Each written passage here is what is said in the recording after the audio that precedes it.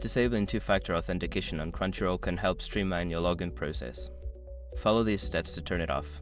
Step 1. Log into your account. Visit the Crunchyroll website and log in with your username and password. Step 2. Access account settings. Once logged in, navigate to your account settings by clicking on your profile icon, usually located in the top right corner of the page. Step 3. Find security settings. In the account settings menu, look for the security or two-factor authentication section. Click on it to access your two-factor authentication settings. Step 4. Disable two-factor authentication.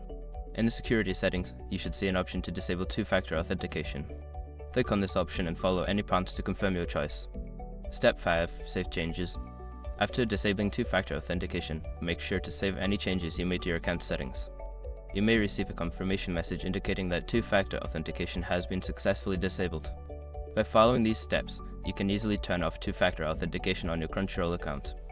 Always remember to keep your account secure with a strong password.